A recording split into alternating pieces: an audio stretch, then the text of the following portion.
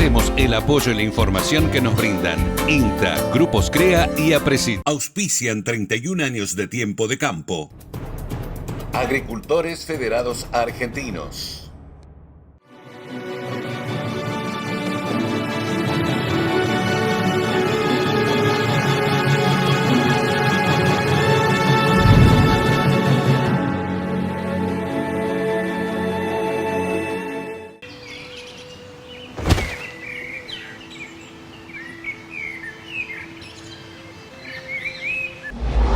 Hola amigos, bienvenidos a un nuevo Tiempo de Campo especial.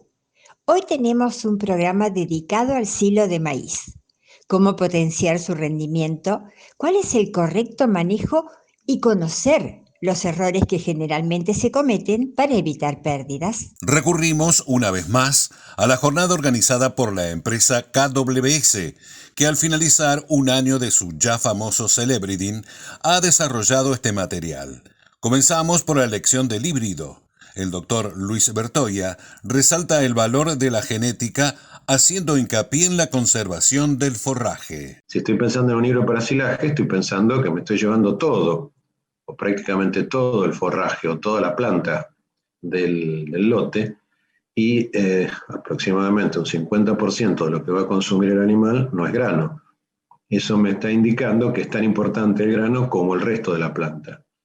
¿Qué quiero decir con esto? Que un buen híbrido para silaje tiene que tener no solamente un excelente rendimiento en grano, sino una muy buena producción del componente verde, es decir, la caña más hojas, y además que ese componente verde tenga un alto grado de aprovechamiento por parte del animal, es decir, un alto grado de digestibilidad. No digo que el grano no sea importante, que quede claro, el grano es fundamental, pero el resto de la planta también juega un rol importante. Un idiotipo de maíz forrajero puede devenir en una planta capaz de generar altos rendimientos de materia seca y de excelente calidad. Lamentablemente no tenemos definido claramente cuál es el idiotipo de maíz para silaje en la Argentina.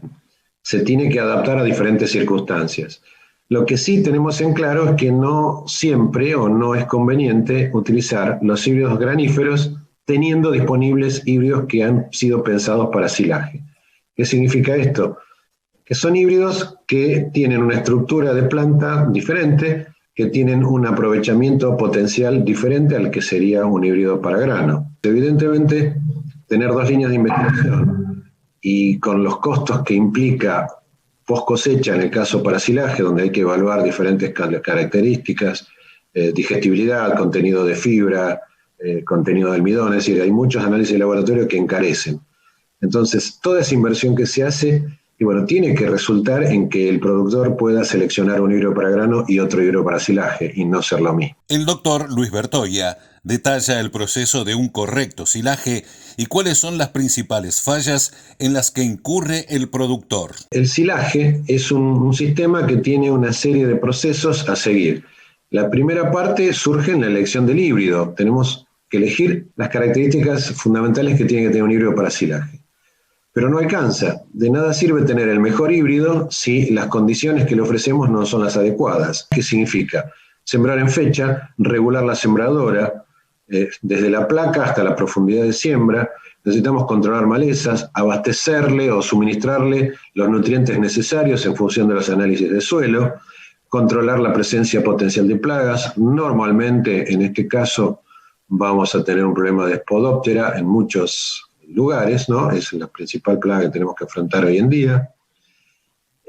Y tratar de elegir una fecha de siembra coincidente con la falta de estrés hídrico, o sea, una fecha temprana o tardía de acuerdo a la zona y de acuerdo a los pronósticos que podemos estar manejando.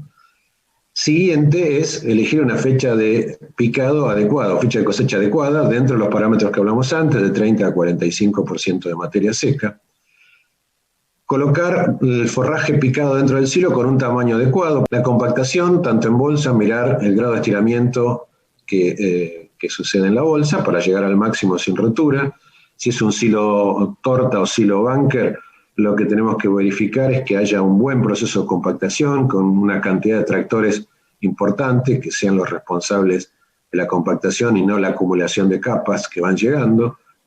La apertura del silo, que esté el menor tiempo abierto posible, cómo se va a extraer y cómo se va a suministrar a la hacienda. Las fallas principales que encontramos recorriendo los establecimientos aparecen cuando se abre el silo hasta que el animal está consumiendo esa mezcla que puede provenir de un mixer o directamente del silaje. Ahí es donde encontramos las mayores pérdidas. De nada sirve elegir el mejor híbrido si después no lo manejamos bien. No solamente al híbrido, sino al silo y además al suministro de la ración. El híbrido es un eslabón muy importante en toda esta cadena, pero no existen híbridos que resistan malos manejos. Al revés, cuanto mayor calidad y potencial tiene el híbrido, es más exigente en condiciones que normalmente no implican inversión, sino implican presencia y control. Una adecuada densidad de plantas en híbridos sileros es fundamental para alcanzar altos rendimientos en maíz. El ingeniero agrónomo Lucas Scorsina narra su experiencia en zonas de bajos recursos. Dentro de lo que es nuestra red de ensayo, ¿sí?, interna de KWS, construyamos un ensayo en lo que es zona de la Garma, que bueno, para los que conocen saben que son zonas con tosca muy cercana a la superficie, con suelos muy poco homogéneos, y se planteó un ejercicio con cañas realmente de gran diámetro, con muy buenas espigas, una gran foliosidad. Para esa zona es excelente, no solo que nos está brindando un mayor rendimiento, sino que nos está brindando mayor estabilidad, porque este productor, en este caso, tuvo que picar fuera de ventana en forma anticipada, porque, claro, altas densidades, lo que hablábamos recién, una alta competencia por recursos, el cultivo se había empezado a entregar, a diferencia del sector donde nosotros bajamos la densidad. No es sencillo divisar pérdidas de calidad de los silos. La mayoría se expresan ante el ingreso de oxígeno durante la extracción. Es necesario prestar atención y dimensionar el problema. Escuchamos a un experto, el ingeniero agrónomo Fernando Clemente. ¿Por qué es importante dimensionar? Porque cuando nosotros estamos en la etapa de apertura, cuando nosotros abrimos nuestro silo, lo primero que pasa es que empieza a entrar oxígeno. Y cuando entra oxígeno, esa masa ensilada, empiezan los procesos de deterioro.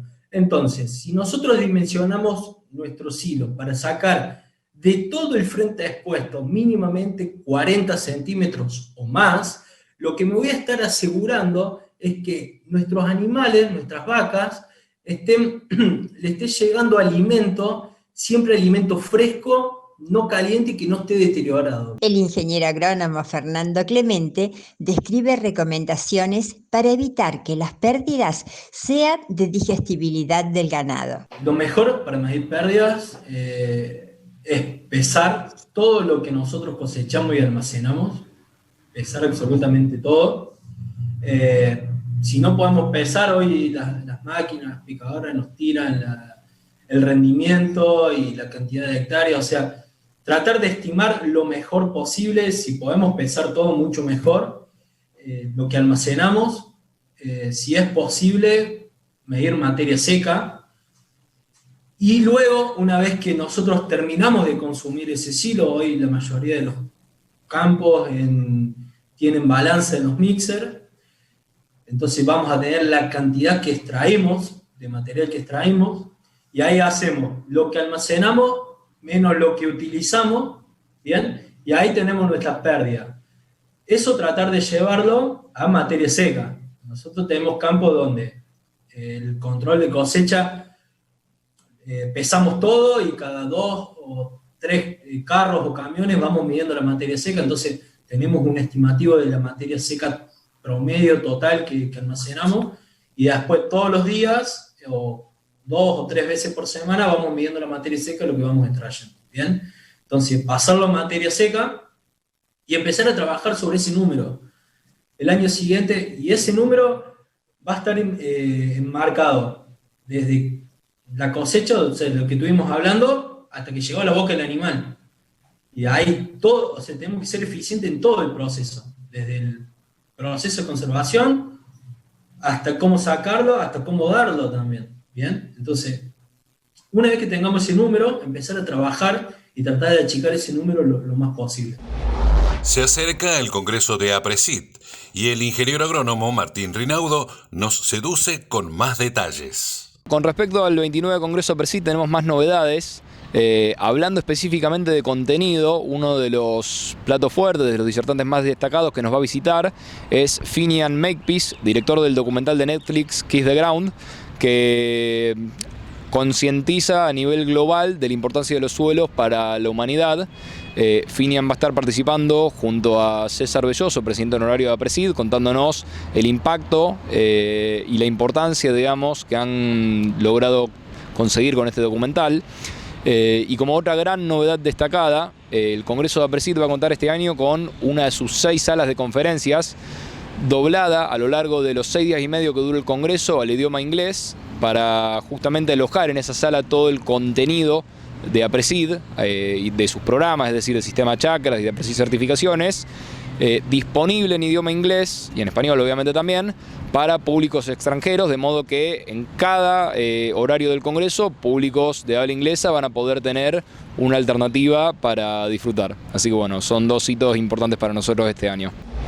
Una vuelta de página y compartimos el sentir de la sociedad rural de Rosario ante las actuales políticas agropecuarias. Hoy se vive una situación de completa incertidumbre, no tenemos reglas de juego claras, no sabemos cómo se va a seguir produciendo, pero la realidad es que el productor necesita producir día a día y seguir produciendo porque vivimos en una cadena y en un círculo y es así, pero sin embargo desde ya que estamos en alerta, pero bueno, la ganadería ahora, las exportaciones que habían sido cerradas, algunas se recuperaron, pero igualmente no tenemos la completa seguridad. Está el sistema de lo que son las exportaciones de ganado, de carnes, están trabadas realmente, y todo lo que es a nivel agrícola, también en un sentido, o sea, el trigo viene bien, o sea, llovió, digamos, se va a poder sembrar, hay margen para exportar, pero sin embargo todo lo que es trigo y lo que es maíz, hace rato que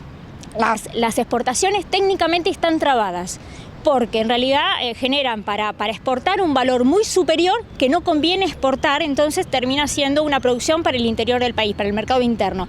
Entonces realmente no tenemos un sistema, no tenemos políticas públicas que promuevan la producción y el trabajo. Y eso genera, obviamente, a la larga y a la corta, ya genera falta de previsibilidad para lo que es la capacidad de inversión sobre todo. Y además todo esto genera mayores precios, merma de trabajo en toda la cadena productiva. Realmente necesitamos cambiar la situación actual, se necesitan políticas claras, realmente a largo plazo. Por ejemplo, quiero decir, la agricultura es algo a corto plazo, pero la ganadería es a largo plazo y se necesita poder tener previsibilidad en todos los sentidos que hoy no la tenemos. ¿Cuál fue el resultado al prohibir las exportaciones de carne? El único resultado fue el real aumento del valor de la carne, que eso va directamente a la mesa de los argentinos. El cierre de las exportaciones puede haber una semana que baja el precio, pero después a los 15 días, a los 10 días ya la carne aumentó, y esto si se prolonga va a seguir aumentando. O sea, y cuanto más se cierran las exportaciones de cualquier producto, dicho producto va a aumentar, porque es una cuestión de ley de oferta y de demanda, es sentido común. Así de simple, pero esto no solamente genera la elevación de los precios del producto, sino también la merma de trabajo y todo lo que es la cadena, lo que lleva la cadena productiva en todos los sentidos. O sea, en carnes tenés los trabajadores de los frigoríficos, o sea, después te influye el carnicero, a la mesa de los argentinos, y en agricultura, si siguen las trabas y también si siguen elevando los precios en las exportaciones, y a la larga pueden también producir una merma, como ya ha pasado en otros años, y en ganadería ya tenemos experiencia de años atrás. Las trabas que tuvimos años anteriores generan realmente una situación actual donde hay menor número de cabezas, y eso hace que el valor de la carne sea mucho mayor. Cuanto más se liberan las exportaciones, va a haber una mayor producción y los productos en la Argentina van a estar más baratos. Se necesita eso, mayor liberación de exportaciones y que bajen los impuestos, que hoy en día representan un 30, un 40%, sobre todo en lo que es los alimentos de la mesa de los argentinos. Se necesitan que bajen los impuestos, sí o sí, y reglas claras. Es así, básico y elemental para trabajar y producir. Compartimos advertencias y recomendaciones para lograr el mejor rendimiento de un silo maicero. y los dejamos con la posibilidad de ahondar en la web de KWS el tema de su interés. Nos despedimos agradeciendo como siempre su presencia e invitándolos a un nuevo tiempo de campo en 7 días, a esta misma hora y por nuestra casa Telefe. Les deseamos un excelente fin de semana.